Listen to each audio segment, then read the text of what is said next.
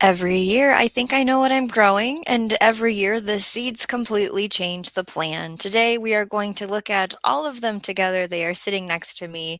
Possibly, we will order one more seed order in the year. We'll see. We will cover the full season of plantings for the spring, the summer, and the fall here in Minnesota Zone 5A. I'm going to share where the seeds came from because there's a lot of different places. I also seed save. So I have my container next to me here. I organize my seeds by which month that they get planted, whether that's indoors, outdoors, cold certification, and I'm going to talk about why I chose these seeds to grow. When I'm looking at my garden year, every single month there's a job to do. And I don't want to have to go and look at a calendar and check it out. I just want to grab the container that's for that month and take it with me out to the garden property because I don't garden where I live. So team replay, when you plan your garden, do you start with the layout, the map, the space, or do you start with the seeds when you plan? I'm going to start the conversation with the seeds for the green stalk, and then I'm going to talk about the cold stratification seeds. So I do use the photo box containers that people talk about, and I write right on it what it's for. So I did a whole planning live stream about my green stock with some special guests, and that live stream is linked in the description below. For sure, we're going to do Swiss chard. It's a mix. So what I did was I put a bunch of the seeds together, and we're just going to see what happens. I have a dwarf blue Scotch curled kale that's going to go in the green stock. We're going to try cilantro, dill. There's a mixed beets container bag that I made up, butter crunch lettuce, a radish mix. So I put all the seeds together for a blend. There's a gourmet blend of lettuce. I mixed a bunch of basil together to put in the green stalks, a bib lettuce, a tatsoi, and then we have one of those masculine mixes. I'm also going to buy a bunch of herbs from the nursery to put in the green stock. I have 3 of them. I talked about that in the live stream. I'm going to talk about herbs in another conversation, and it's going to be with a fantastic gardener that you all know. So when that comes out, I will be sure to talk about it. Now, this is my cold certification container that I technically have not planted yet. Which is it? Do I have time? Yeah, it's going to be March, right? I think I have time. If not, I can do the fridge trick. So I have different categories here. These seeds would benefit from being out in the cold, but it doesn't require, they don't need it in order to open up and germinate. Lovage, I don't have a picture of, but that's going to be a perennial that I want to try. Is that the one that tastes like celery? I think that's the one that makes leaves that taste like celery, and I heard it's really overpowering, and if anything, I can chop and drop it and make a fertilizer. And then this one, this is called Mountain Mint. I'm hoping it's a perennial here. Generally it says, but that might not be for me. It doesn't need to be cold stratified, but it benefits from it, right? Hey, Dave Knight, planting time again, just starting in zone 6. So the seeds that require it, I don't have a picture of this. It's from Fedco. Good King Henry. So that's the spelling. It even says on there cold stratify.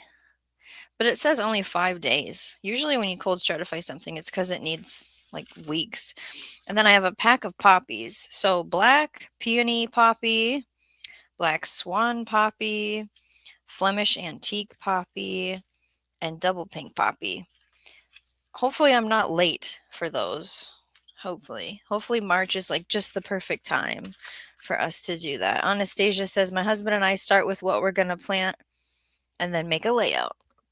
So this pile of seeds on this side of the cold stratify container is ones that I can winter sow. And if you don't know what winter sowing is, I did a live stream with Robin Gardens. I've put the link in the description where these won't take up space in my grow area. It's a shelf indoors because I can only fit 4, 10, 20 trays in my inside grow station. So Waltham 29 broccoli we're going to try.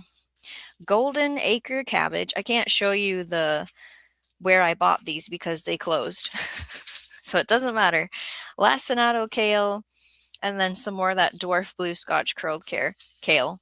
I can winter sow these and take them out to the garden property and plant them, most likely. The green stalks are going to be here where I live, in town. So let's get into March. The reason I'm not showing you February is I'll tell you what you would do in February, but I'm not doing it this year. You would do celery, leeks, onions. I don't know. Do you do shallots then? I'm not a shallots person. And then if you want to do ginger and turmeric, usually we start those in February too. I am going to support a local nursery or have them shipped in from Dixondale Farms and just buy the sets, the little baby plants of onions. I do long day onions here and celery because it's just easier instead of babysitting it for all these months, right? AJ's Green Topics. Hello, good to see you. So let's get into March, which is like tomorrow almost, right? It's the peppers. And I am going to do a video where I just talk about the peppers, kind of like I did the tomato one. If you haven't seen that, I talked about all the varieties we're growing. So this is a special packet. This is what I call the landrace peppers. I saved seed from a pepper plant. A pepper is supposed to be bell, but I plant all my peppers together. And so when you seed save like that, they've cross-pollinated and it could be hot, it could be sweet, it could be nothing. We'll see. I'm going to grow it out and see what happens. Yes, shallots, you start now. Okay, thank you, Robin Gardens. This is from Johnny's. That's the word. Nasu F1 is a sweet pepper, it's saying. If I remember right, these are like one of those long Italian fryers. I'm not sure. This is Carmen F1 pepper, sweet pepper. We have a big red bell from M.I. Gardner. How many of these am I going to start? Anybody guess? M.I. Gardner is a sunbright bell pepper, so I would like some color, and I don't like a lot of heat. This is bullnose pepper. Pretty sure this is the one that gave me a lot last year, and I do like when they're red. Green pepper if I'm really antsy, but I like a good red pepper. Dave Knight says, I had a spinach salad from the greenhouse today because it made it through the winter. That's really cool. Now I have a gifted seed from Robin Gardens. You can check out her channel in the description. It is an Anaheim pepper. And this one is special because she does this thing where she dehydrates it and powders it for like a special seasoning in the kitchen.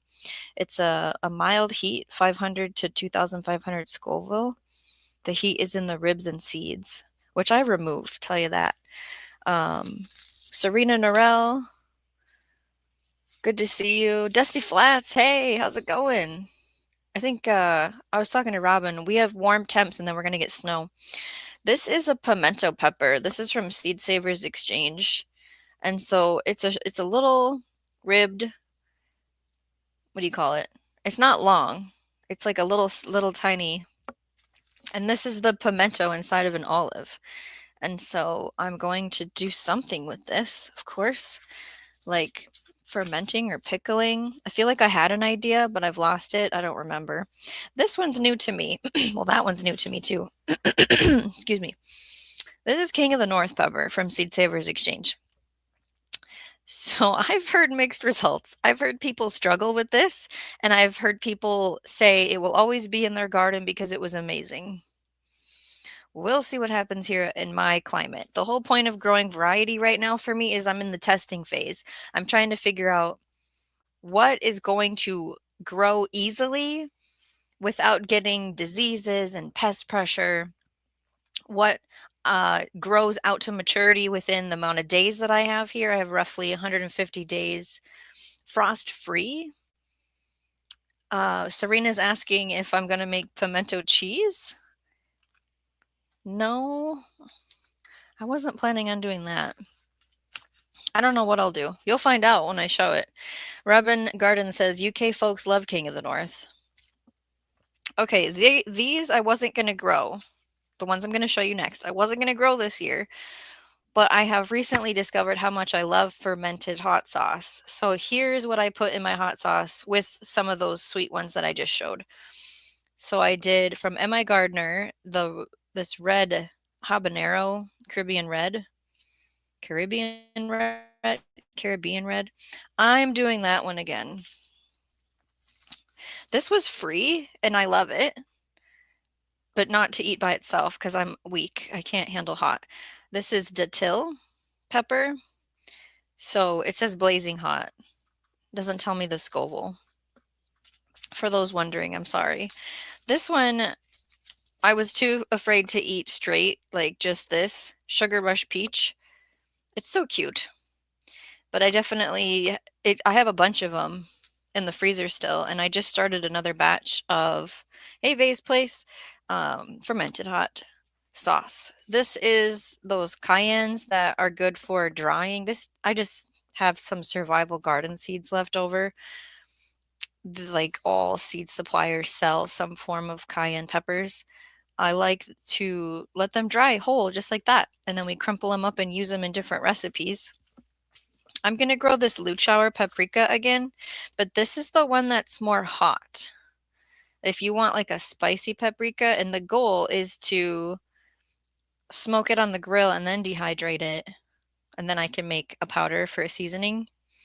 So if anybody makes paprika, let me know what you grow for a pepper for paprika. And then Bowtie Life says the datil pepper has a Scoville heat rating of 100,000 to 300,000. Okay, yeah, I'm not putting that in my mouth plain. This one is the Avarsky.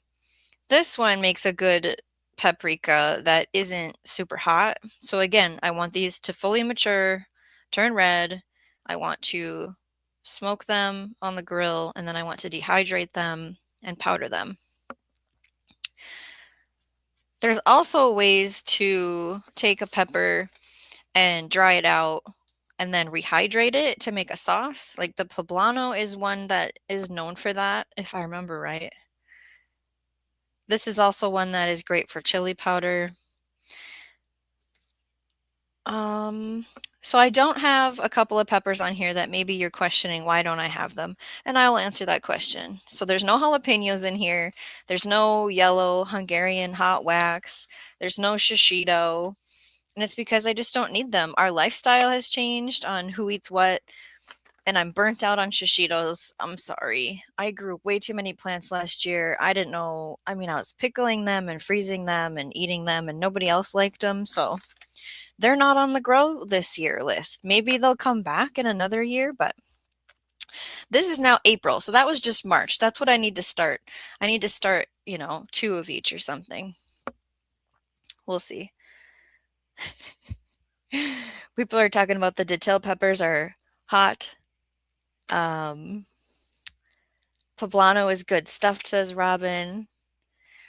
Varsky was okay, says Dusty. I seen them do really well in MO on a vid.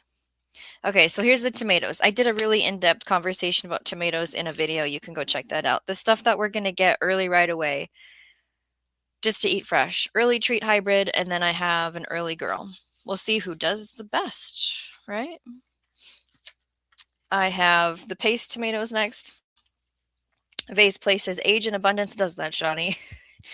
From Fedco Seeds, I got a Plum Regal paste tomato.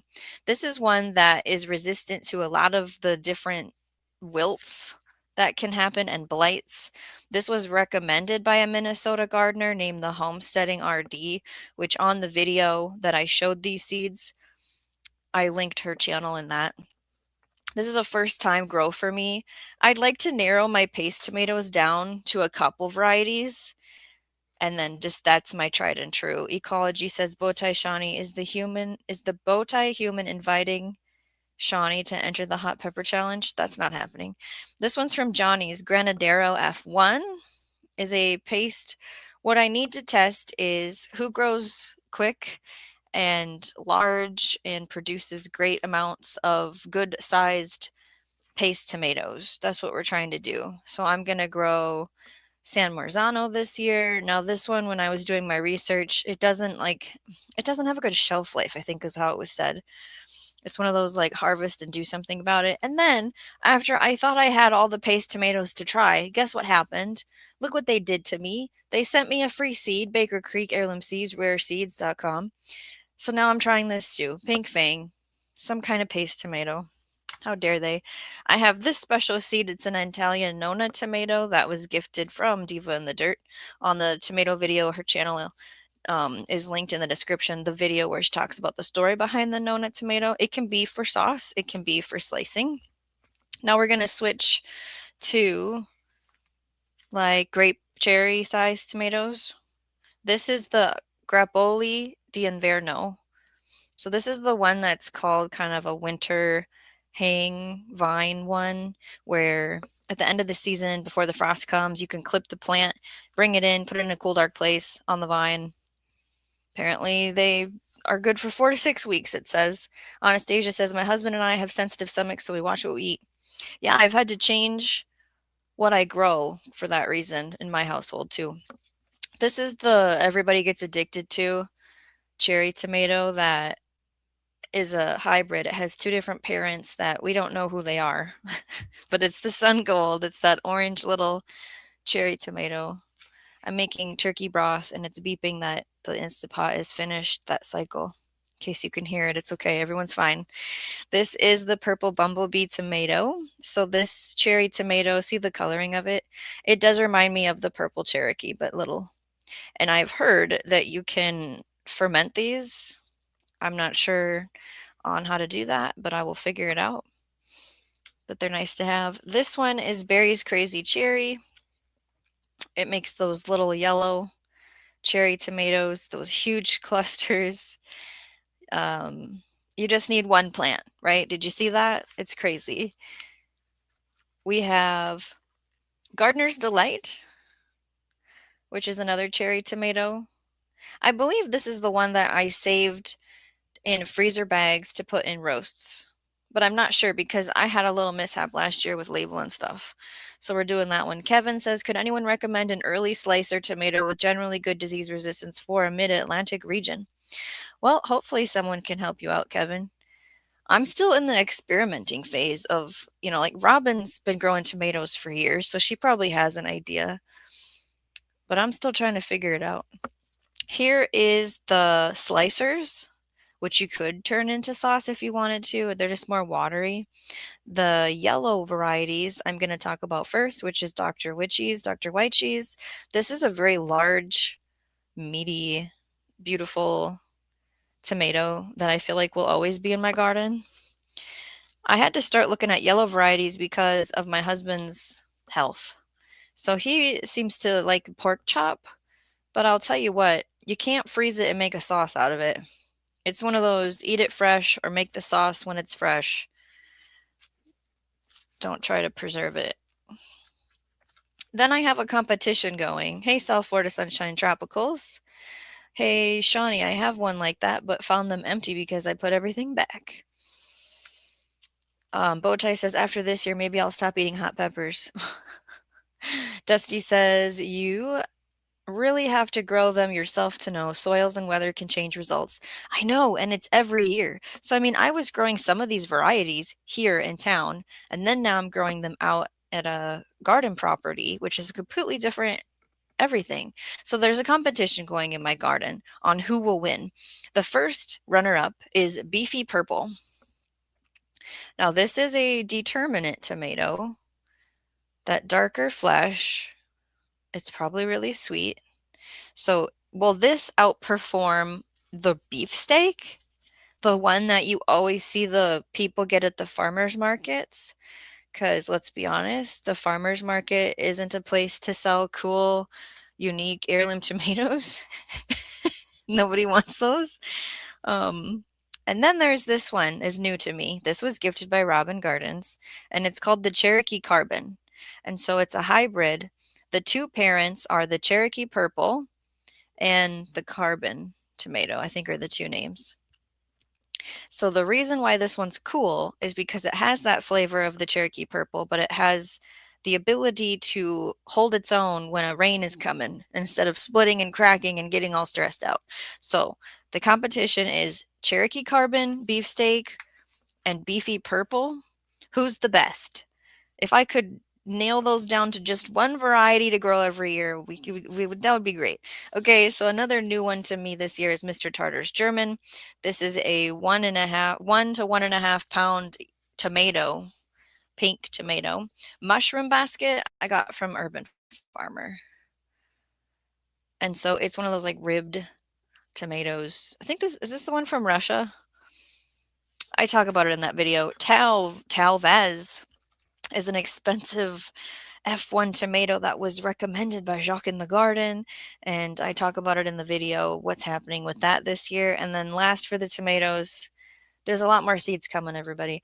This is a Italian heirloom tomato from Seed Savers Exchange. So we will see who wins. We have Radio Jonesy listening in. Thank you for coming to the seed haul. We're only on April, just in case you thought we were almost done. We still have some more things to start inside in April. I put sweet alyssum in here, Brussels sprouts, summer savory. These are the ones I got if you've missed that seed haul, Small House Farms. It was a mystery box. It was one of those just buy it and see. Summer savory, Florence fennel, Thai lavender, frog egg, eggplant were those little eggplants. Hello, Simply Jan Homestead.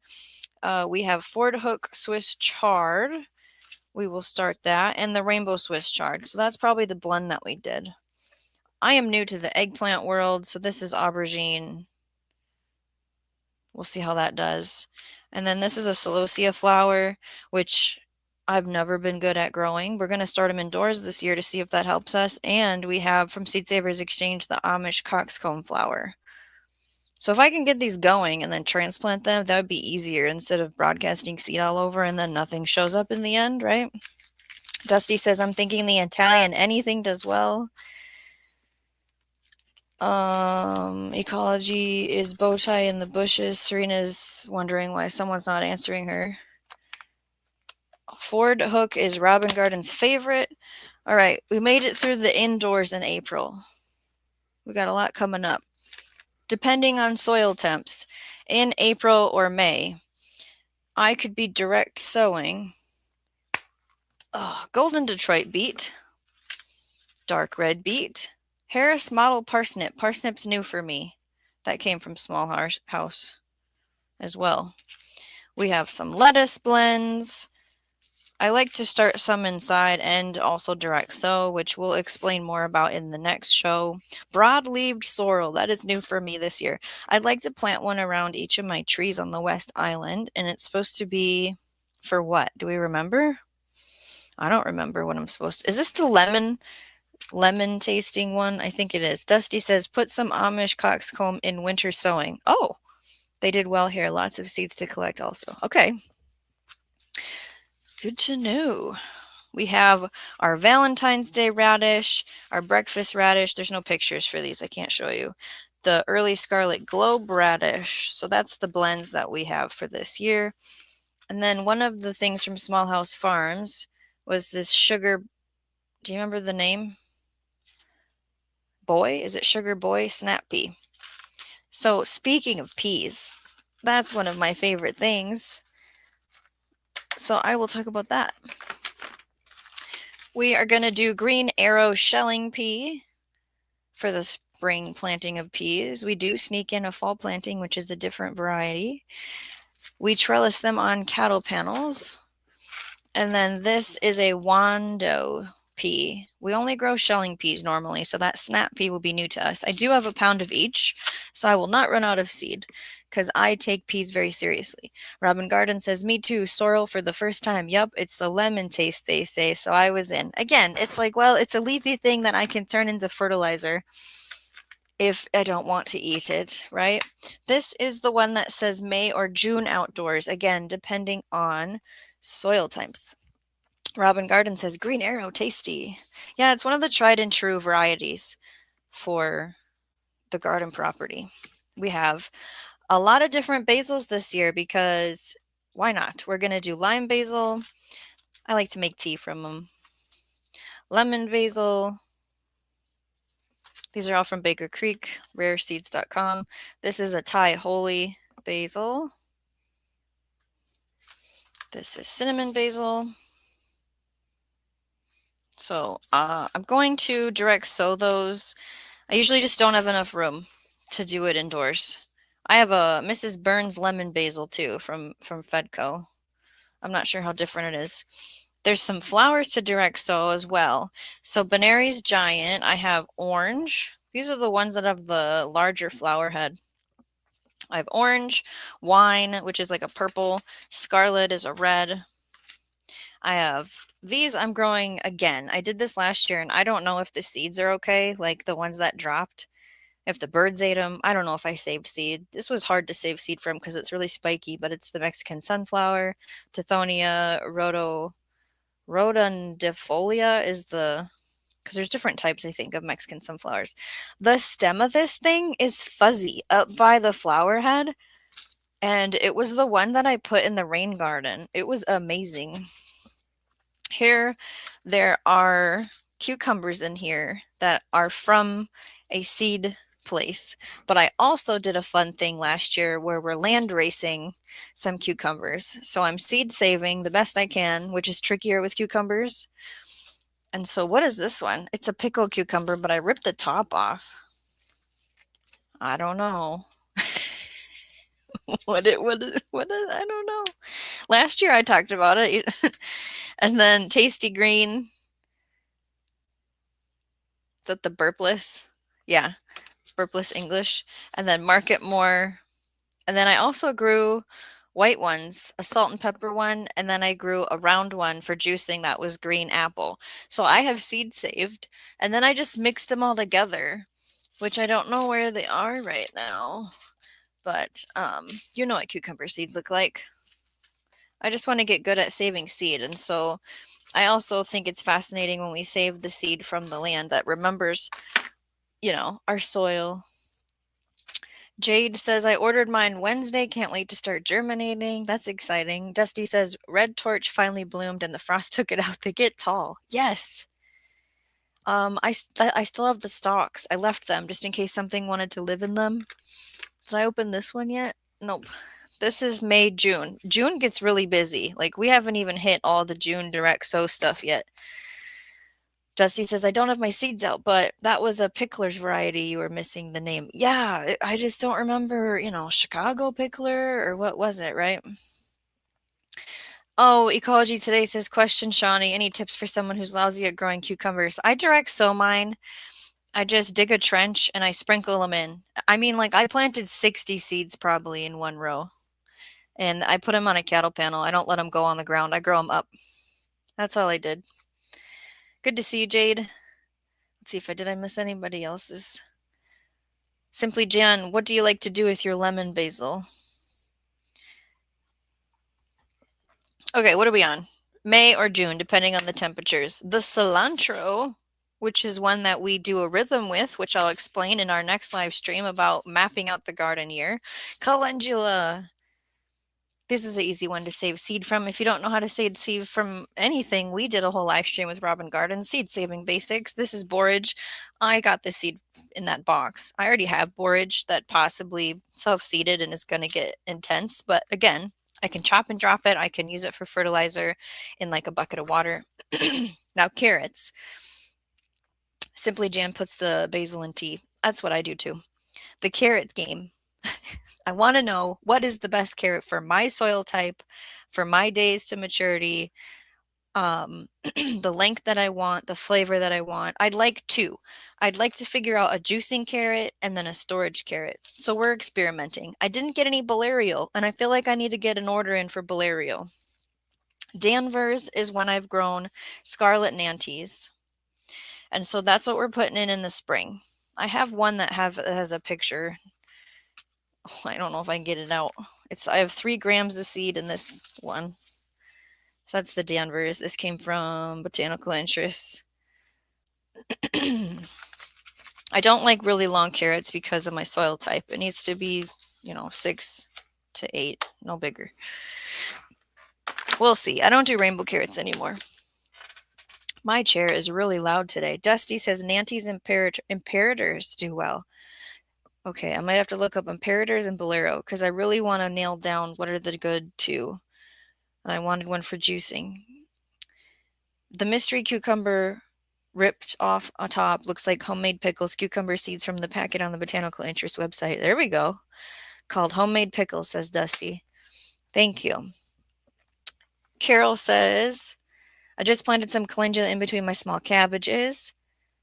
That will probably bolt soon with the winter teas to spring teas weird weather. So in June for sure, this looks like it's all flowers. This is a purple Prince zinnia from Small House Farms. I have an Indian spring hollyhock, which the seeds look like that. I don't know anything about growing hollyhock. I threw a bunch of seeds out last year and I don't think I saw one plant, so I got to look that up. Cosmos. I'm doing a bunch of cosmos again in different places. That was a sensation mix. Oh, I could show what the seed looks like. It's these black rice-looking seeds. Nasturtium, this is the jewel mixture. I'd like to put some of these in some of the food forests to get them self-seeding, sowing themselves. Ecology Today wants to know why no more rainbow carrots. Well, because they don't taste that great and they're a pain in the butt. Like when I plant these seeds, I want good germination. I want good carrots out of it. I don't want lousy meh carrots, right? So, like, I want to grow 50 pounds of carrots or more, like minimum 50 pounds. So I'll show you guys my plan of how and where, but I got to have stuff that's going to do well. Rainbow carrots just don't do well for me. Robin Garden says for F1 carrots, Bolero and Envy have always done well for me. I know. I think I need to get some Bolero if they're not sold out already. Hello, Brandon. Good to see you online. Sprained says, yeah.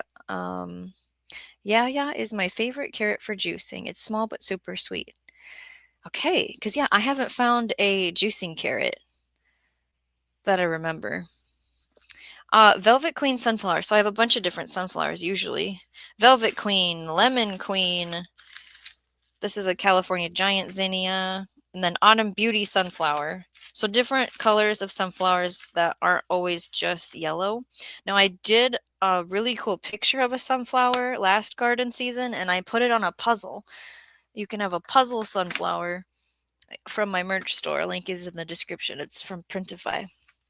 Yes, Brandon is moving Saturday. I wasn't sure because what is it today? Thursday? I know you were going to be in the dark for a couple days, right? Okay, we're still in June. This is still the June stuff to enjoy in the summer. Adam is here. Hello, I'm late. It's okay. So this is, oh, what is that? Okay, this is another landrace experiment. You recognize the seed? I grew a bunch of watermelon and we seed save from them to see if we can get a variety acclimated to our area, right? So this was from Small House.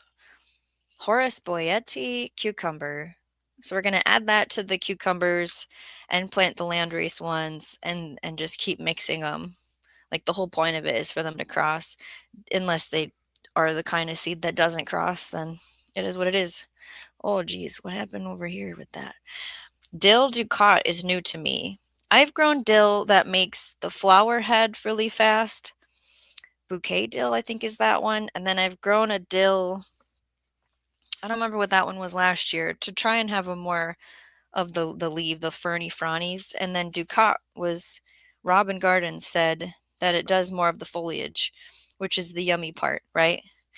We have Cherokee Trail of Tears pole bean from Small House Farms, Cajo watermelon, Tug River Cushaw squash. If you don't know what a Cushaw squash is, check out Robin Gardens channel or Diva in the Dirt's channel. The Cajo watermelon is one of those orange flesh inside watermelons, and they are personal size, so that would be pretty good since it's not hot for very long here. Robin says, I bought Bolero carrot seed right off the rack at the nursery. Botanical interests. Dusty says, Ducat dill is nice. Yeah, I'm excited to try it. And then seed save from it. This is new for me.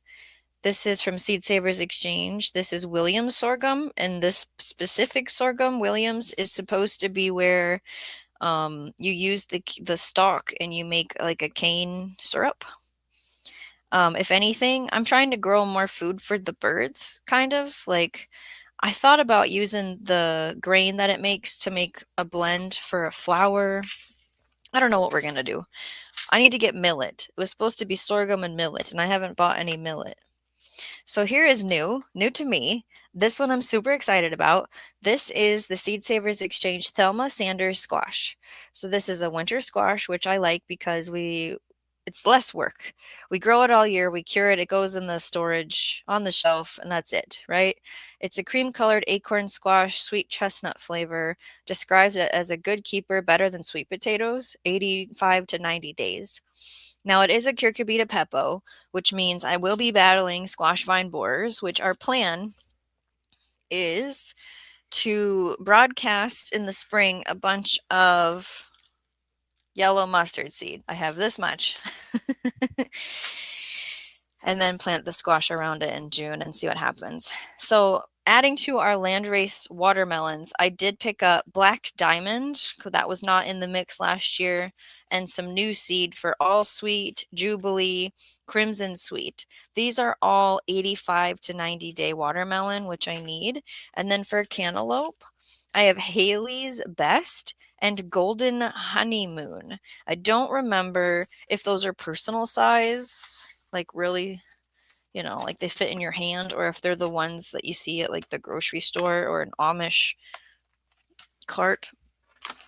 We'll see. So that was June. We're still in June. I think I have 2 more.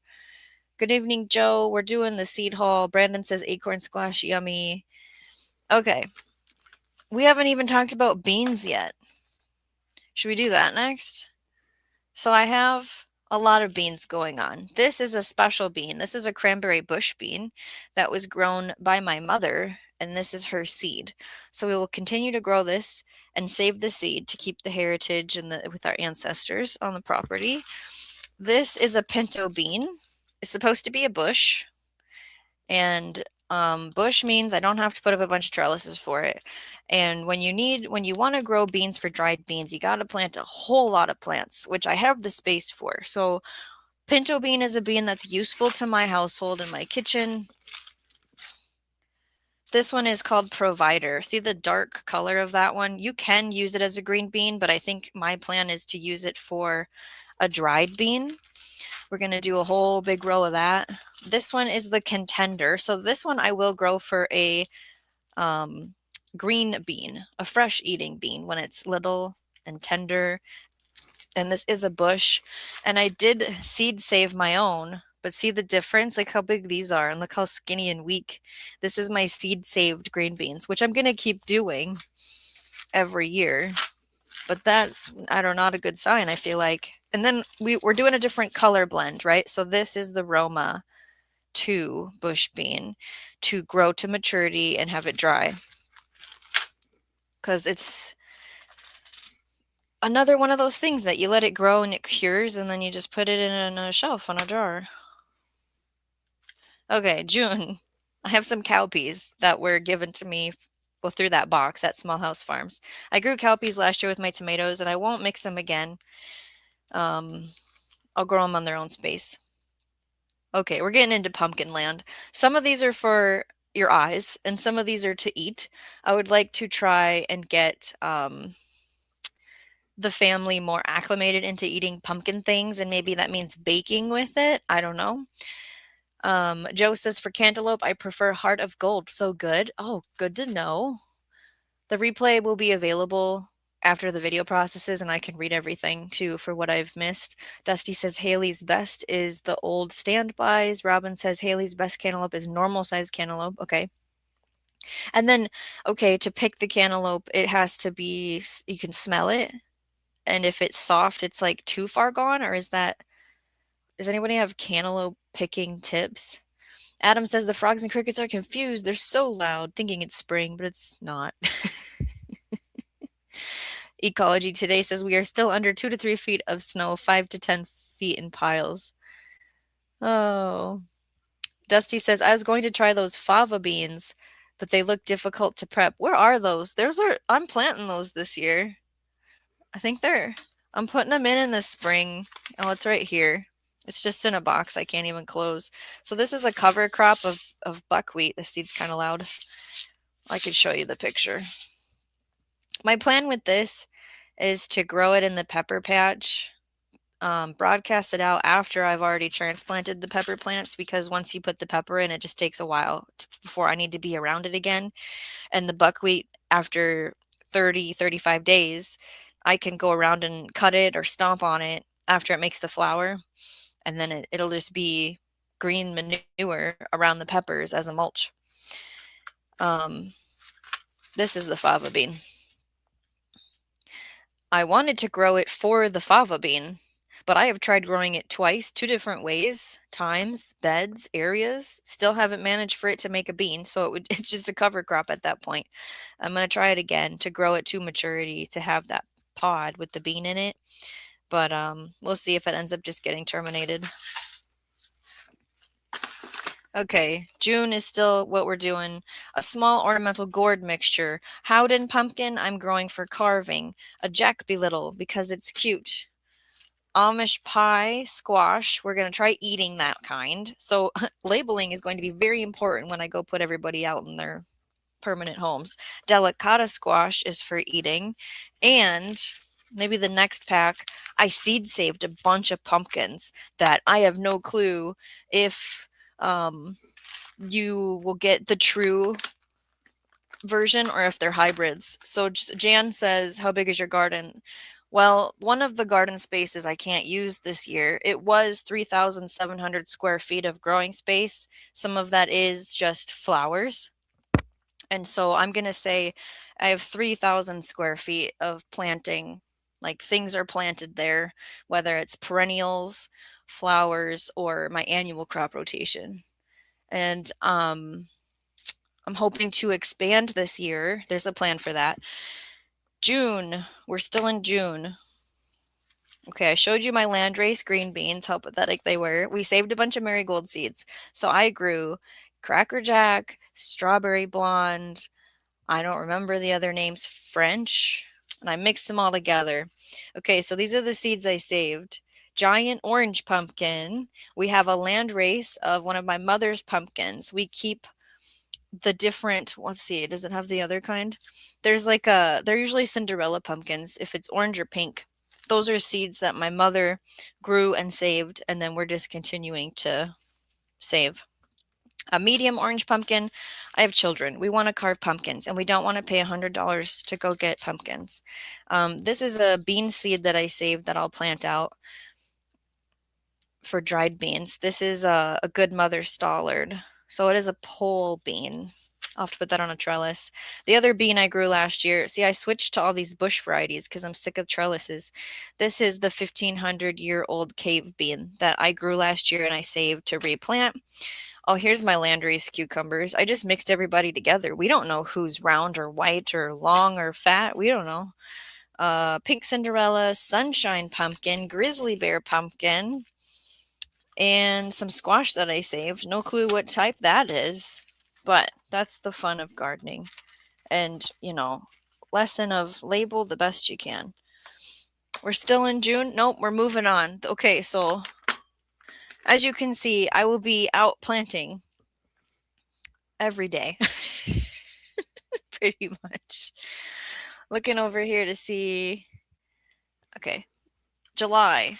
July is when we start planting for fall.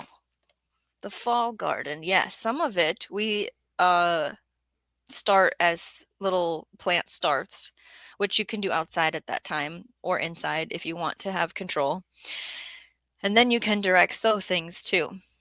So for July's planting, which is really hot and lack of rain, it's a little tricky. I start thinking about the fall garden. So I have Arctic King lettuce, which came from Small House Farms.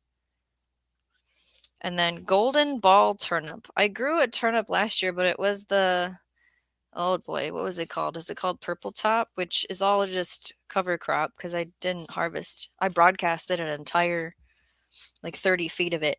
Upland cress. That's all new to me. I've never grown Batavan, full hard endive. I thought these would be good for the fall because I think they said they like the cold. Now this is lutea radish, which I showed pictures of all these the Small House Farm seeds in that seed haul. Here's a short stuffed sunflower. I can plant that in July and harvest it before the frost takes it. We have a summer planting of carrots, Danvers, and we have a crisp head lettuce that's Great Lakes 118 for some family members. And then another packet of Scarlet Nantes, just to remind myself that this needs to be planted. And so some of these seeds that we planted in the spring, I'll move them to the fall box once we're done with them. And then some of these seeds are on a rhythm, which I'll speak about in my mapping live stream next. You'll be redirected to that automatically, or you can just go over there and click it. In August, I have another set of carrots. This is called Little Fingers. I love carrots. Okay, everybody? So, the peas for fall, where's that variety? We want something quick. So this is a dwarf. It's night pea for shelling. So we want it to grow fast and quick and not be spending all its time putting up infrastructure. Like I said, a lot of these things, I'll move them over to fall once they've been done and planted the amount that I need in the spring. I'll explain what I'm doing with all this food in the next live stream as well. Duncan, 1900 Homestead. Brenda is here. Hello. Let's go up a little. Did I miss anything? Good evening, Brenda. Before we move on. So you looked at all the seeds. Oh, Homestead Aquarius. Welcome. So I answered, I think, everybody. All right. We are going to do a cover crop in the fall that is a winter kill. And it's in one of these packs, just like this, which I'm going to have to buy more because I just have some that's left over. And I've been experimenting with an oat, buckwheat, crimson clover mix. And I've talked about some of the cover crops that I want to grow during the summer and how I'm going to terminate them. And I would like to get into another type of mix, but timing of when to put the seed in where I still have food in the garden is tricky. Dusty Flat says that's the issue with peas. Should be June peas, but they go into July. I'll put when I had my garden in town, Dusty, my spring peas, I could easily put in the ground because it was warm enough in April, right? But out at the garden property, it's May before I can get into the ground usually because it's just different there.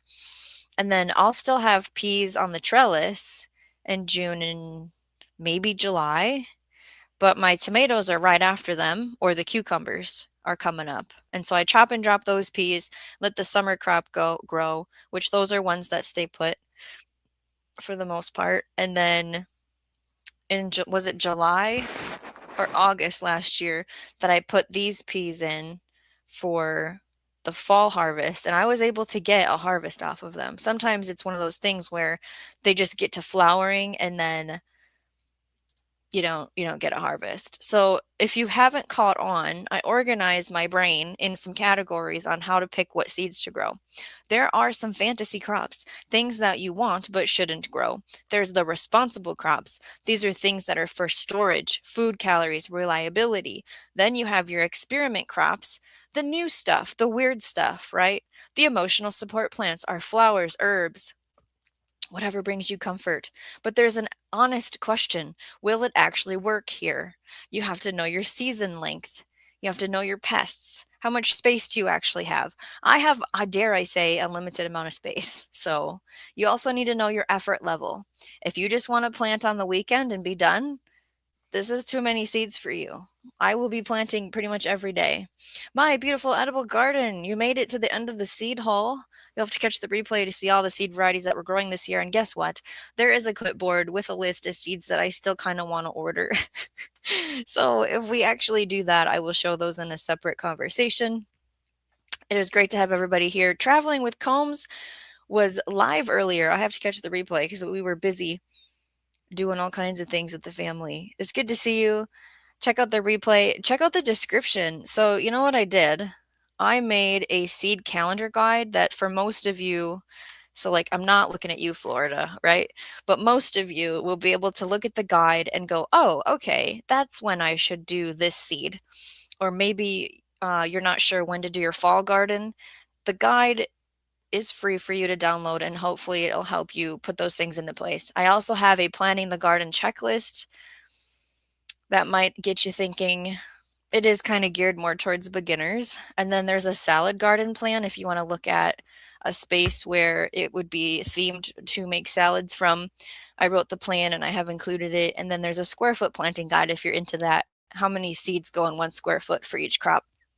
And of course, the merch store, like I said, we have those puzzles and shirts and all kinds of things. The memberships, we do a monthly book review, which the book was supposed to ship, I think, tomorrow. And then it'll be here in March, and we can talk about that. This month's book was the Regenerative Gardener's Handbook. Love it. It has a whole chapter on cover crops by Brianna from her YouTube channel, Blossom and Branch Farm. And then I'll just do this. The book before that was The Self-Sufficiency Garden, which goes month to month on what are things that you could be sowing. Now, the month might not be right for you, so you just bump it. You know, if they say something's February when really it's April my time, that's how I look at it. He teaches you a lot about mapping things out and keeping continual harvests, which we are going to talk about the continual garden in March. It's coming out. That's for sure. Dusty says they were so crowded even after thinning, Robin. It does help to sow a lot at once. What did you sow a lot? I missed that one. Yeah, check out everybody's links that we're sharing. Good for everybody to meet other gardeners. What? Too many seeds? Never, says Duncan. All right. I think I've showed it all. We are going to turn this pile into an actual map. So I'm going to see you that in that next live stream, how I plan my entire garden year next. It's scheduled to start at 10:30. What I'm going to do is take Storm's radios. Oh crap, I missed it. I'm going to take a quick break and reset over here, and then I'm going to go live. So 5-10 minutes, and I'll see you there. Remember to grow every day in every way.